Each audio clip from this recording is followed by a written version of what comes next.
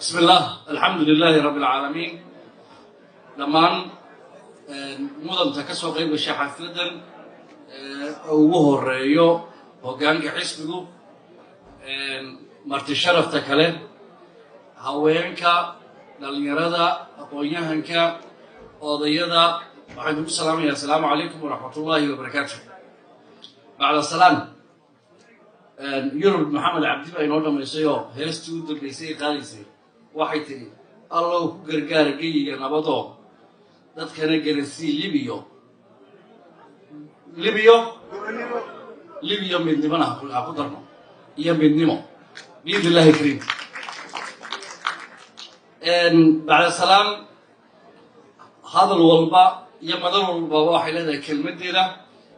inta ugu badan waxaan uga tegi doonaa gudoomiyaha xisbiga maxamed xaashi cabdi kaliya safarkan aan ku niminay qaaradda Yurub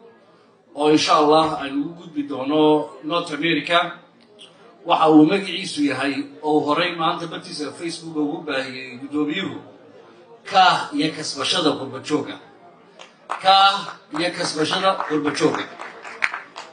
qurbajoogu waxay lafdhabar u yihiin nolosha dadka ku nool Somaliland anigu xogay ahaan iyadoo uu joogo gudoomiyahaygii qurbajoogu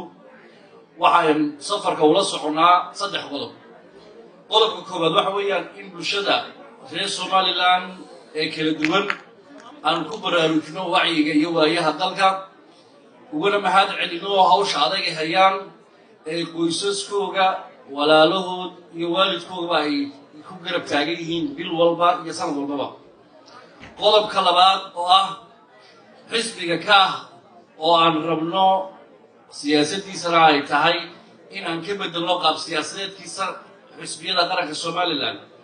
oo aan rabno in xisbiga qofku marka uu xisbiyaha noqdo uu ka noqdo xubinnimadaasina ay xisbiga ka taageerto in uu ku soo xiro ehelkiisa asxaabtiisa walaalihiisa taas waxay fududeynaysaa in xisbiga uu shaqeeyo daliyadda qodobka koowaad waa dhaqaale oo ah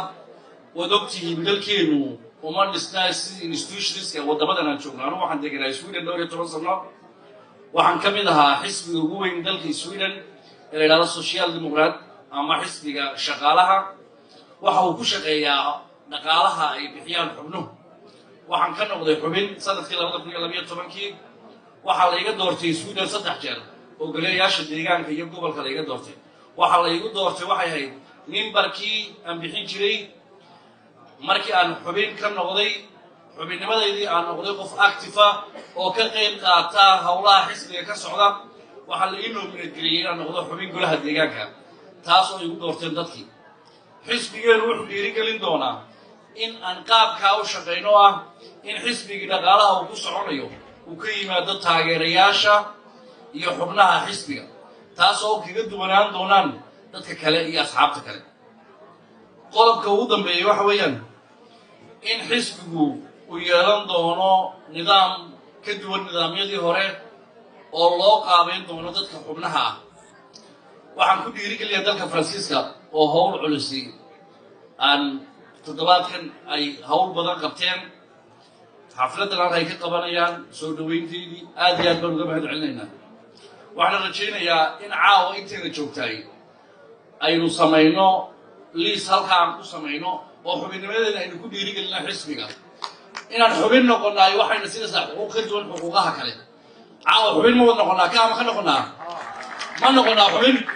taas waxay taageeraysaa xisbigu inuu gaaro ujeedkiisa oo ah in aynu qabanno xukunka dalka